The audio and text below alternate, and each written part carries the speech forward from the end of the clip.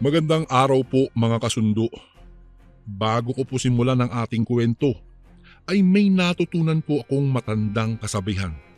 Ang kasabihan po ay, ang mag-subscribe, like at comment ay suswertihin ngayon. At ang hindi mag-skip ng mga ads ay mas lalong suswertihin. Simulan na po natin ang ating kwento.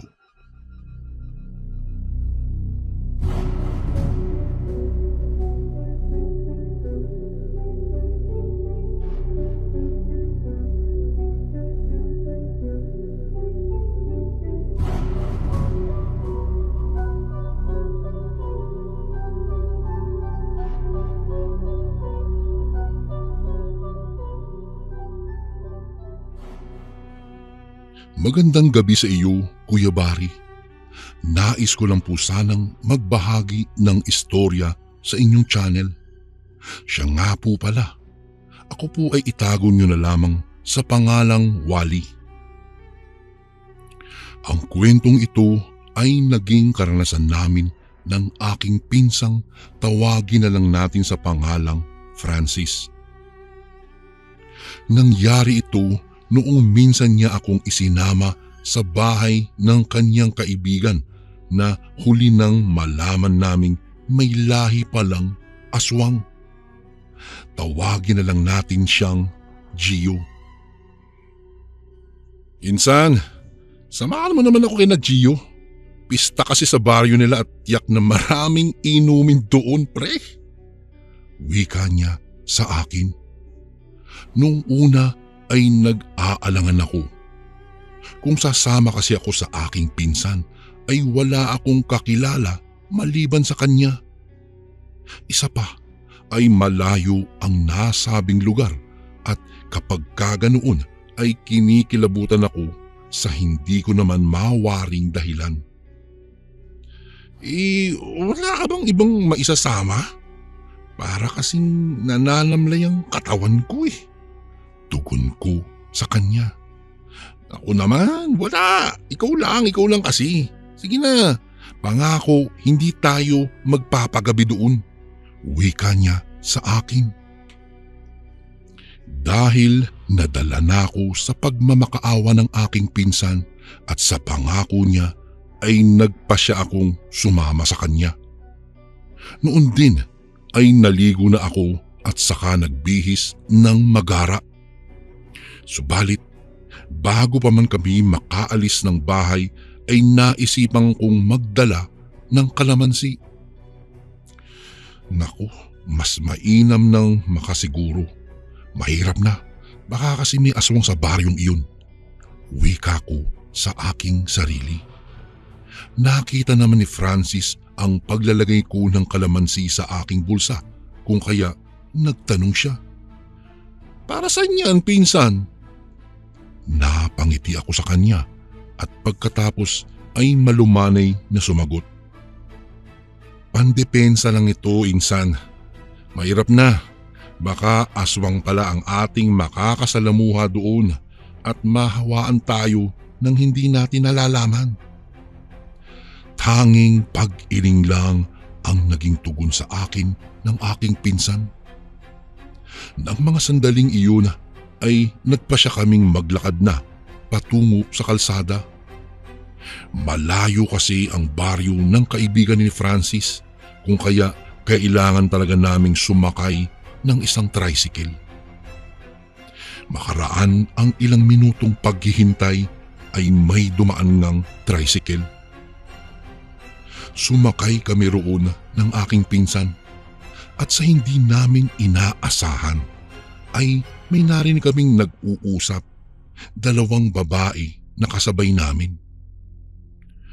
Alam mo, Mari, simula nang maranasan ko ang makakain ng karne ng tao sa pista sa isang baryo ay hindi na talaga ako pumupunta sa mga pista. Wika ng isang ali. Bakit, Mari? Ano ba ang pangalan ng baryong iyon? Tanong naman ng isa pa. Pareho kaming nagulantang noong mga panahon na iyon nang malaman namin ang tinutukoy pala ng ali ay ang baryong nais naming puntahan. Napatingin ako sa kanya at maging siya ay parang hindi rin makapaniwala sa nangyari at narinig namin. Balak ko pa sanang tanungin ng Ale kung totoo ba ang kinikwento niya, ngunit nasakto ring bumaba na bigla ang dalawa. Noong mga panahong iyon ay nanahimik na lang kami ng aking pinsan. Nagpalinga-linga na lang ako sa paligid noong magsimula na kaming tumahak ng lubak-lubak na daanan. Malapit na tayo. Naghihintay na sa atin si Gio sa isang tindahan dun daw malapit sa kapilya ng kanilang baryo. Saad sa akin ni Francis. Makaraan lang ang isang oras ay nakarating na kaming dalawa sa nasabing baryo. Pagkatapos naming magbayad sa driver ay tumungo kami sa simbahan. Dahil hindi namin alam kung saan banda iyon, nagpasya kaming magtanong-tanong sa mga taong nakakasalubong namin. Ate, saan ba rito ang kapilya ng baryong ito? Tanong ng aking pinsan sa aling nakasalubong namin. Noong una ay hindi tumugon ang Ali sa amin. Tiningnan niya ang aming mukha at pagkatapos ay parang sabik na hindi ko naman mawari kung ano ang dahilan. Sa banda roon, dumiretso lang kayo at makikita nyo na yung may katabing tindahan, malapit lang yun doon basta.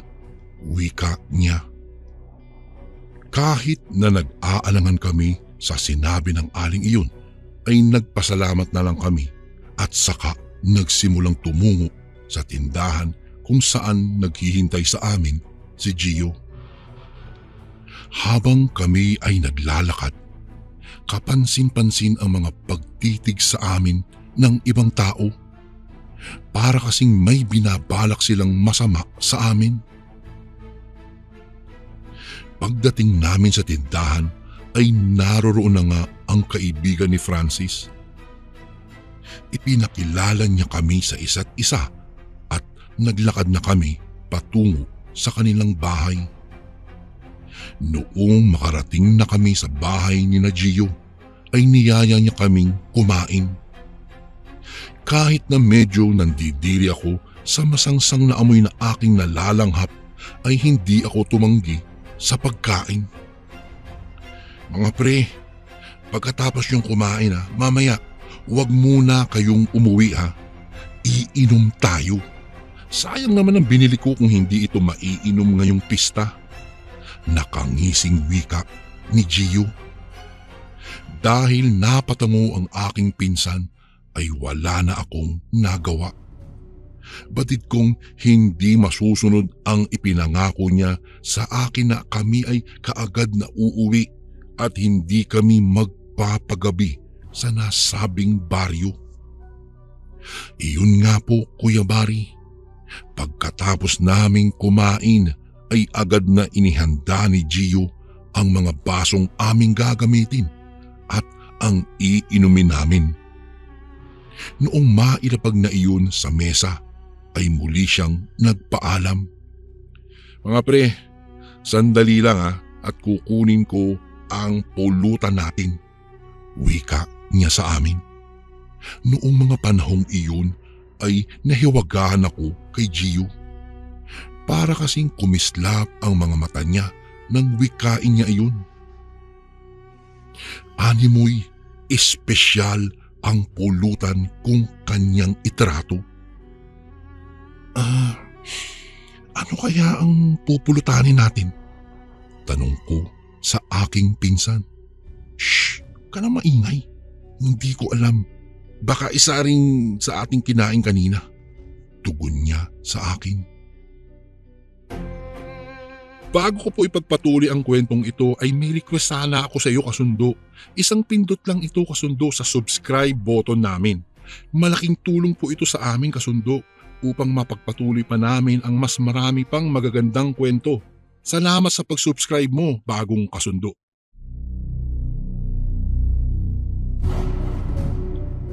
Natigil lamang ang aming usapang magpinsan noong makita naming papalapit na si Gio sa amin. May dala siyang 2 mangkok na puno ng putahing hindi namin alam. Pagkalapag niya ng mga mangkok sa mesa ay nagwika siya. Mga pre, alam niyo bang masarap ang karning ito? Alam niyo bang nagmula pa ito sa probinsya ng aking tiyahin at ipinadala niya lang dito sa bahay nang malamang niyang magpipista rito. Pagkukwento niya, pare, ano bang karne ito? Tanong ni Francis at saka nilanghap ang usok na nagmumula sa pulutang iyon. Yan ay karne ng usa. Tikman nyo at sigurado akong mamamangha kayo dahil amoy pa lang yan ay nakakatakam na talaga. Sa winikang iyon ni Gio ay agad na kumuha ng kutsara si Francis at saka tinikman niya iyon. Hay, masarap nga. Oh, tikman mo pinsan. Wika niya nang matapos niyang maisubo at tikman ang karne. Nang mga panahong iyon ay nag-aalinlangan ako. Unang tingin ko pa lang sa nasabing karne ay alam ko hindi iyon karne ng usa dahil minsan na akong nakatikim ng karne noon. Francis, sige lang. Hindi naman ako madalas mamulutan talaga eh. Tsaka mas gusto ko yung puro inumin na lang. Wika ko sa kanila. Dahil sa naging tugon ko ay napatingin sa akin si Gio. Napalunok ako ng aking laway nang makita kong medyo mabalasik ang pamamaraan ng kanyang pagtingin sa akin. Dahil doon ay nginitian ko na lang siya at ibinaling ko na lang sa aking pinsan ang aking atensyon. Noong una ay naging maayos naman ang aming pag-iinuman. Ngunit nang magsimula ng dumilim ang paligid ay biglang parang nagbabago si Gio. Madalas ko siyang nakikitang naglalaway at parang nakalawit ang kanyang dila. Inilalabas niya kasi ito nang hindi ko alam kung bakit. Hindi ko alam kung dahil lang iyon sa kalasingan niya. Ngunit alam kong hindi ako pinaglalaroan ng aking paningin. Francis, pinsan, uwi na tayo. Wika ko kay Francis dahil kinakabahan na ako. Para kasing aswang ang aming kainumang si Gio. Ano ka ba? Mamaya na. Kita mo nag-i-enjoy pa yung tao. Tsaka kung alanganin ang uwi natin ay dito na lang tayo matulog sa kanila. Dahil sa winikang iyon ng aking pinsan ay nakaramdam ako ng inis. Tatayo na sana ako upang iwanan siya pero nasakto ring nagpaalam si Gio sa amin. O mga pre, sandali lang ha. Dito lang muna kayo ha. At biglang parang medyo masakit ang tiyan ko eh. Wika niya sa amin. Napatango na lang kami sa kanya. Pagkaalis niya ay napatitig ako sa karning pulutan na nasa harapan namin. Noong mga sandaling iyon ay naisip ko kung ano ang aking gagawin.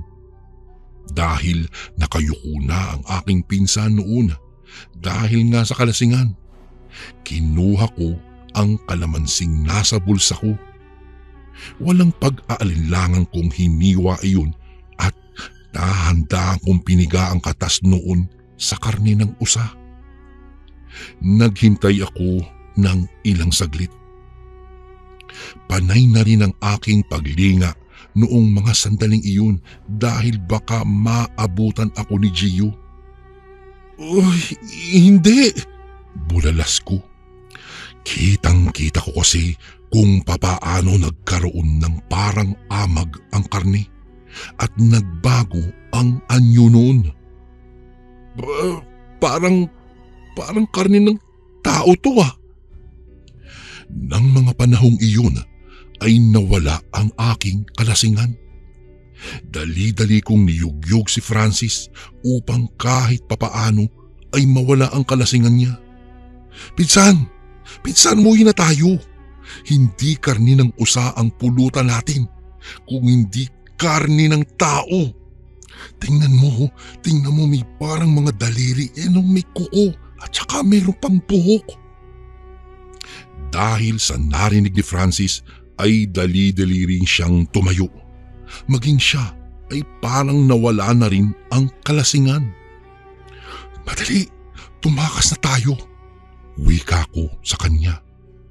Napalingon pa kami sa bahaging tinahak ni Gio at nang malaman naming hindi pa rin siya nakakabalik ay umalis na kami. Hindi namin alam kung saan kami pupunta, ngunit ang inisip namin ay ang makatakas sa kaibigan ni Francis na isa palang aswang. Kahit pasuray-suray kami sa aming paglalakad at nagkakandadapa pa, hindi kami tumigil. Napabuntong hininga na lang kaming pareho noong marating namin ang kalsada. Sakto ring may nakaparadang isang tricycle, kung kaya pinuntahan namin iyon. Nagpatid kami patungo sa aming bahay at agad din namang pumayag nang malaman niya kung ano ang nangyari sa amin. Pagdating namin ay naging panay na ang pagduwal ni Francis. Ikinuwento ko lahat ang nangyari sa aking mga magulang. Nagpa siyang dalhin sa isang albularyong kakilala namin, si Francis. At hindi nga nagtagal ay ginamot kaagad siya ng albularyong si Kateryong. Ayon sa albularyo ay mabuti na lang daw at naagapan kaagad siya. Dahil sa mga inusal na orasyon ng albularyo ay guminhawa na ang pakiramdam ng aking pinsan. Ayon sa albularyo ay isa daw yung pamamaraan ng panghahawa ng aswang. Magmula noon, Kuya Bari, ay hindi na namin nakita pa si Gio. Magmula noon ay naging aral sa akin ang tungkol sa aming nasaksihan. Hindi na ako sumasama pa sa mga hindi kilalang kapistahan. Hanggang dito na lang po ang aking kwento, Kuya Bari. Maraming salamat po sa pagbasa ng aming kwento. Gumagalang, Wally. And again, maraming salamat po mga kasundo. Don't forget to subscribe and i-click nyo lang po yung bell na button para updated po kayo sa mga upcoming videos namin na paparating. Maraming salamat po ulit. God bless and ingat po lagi dyan. Ito po si Kuya Bari at ako ang Sundo.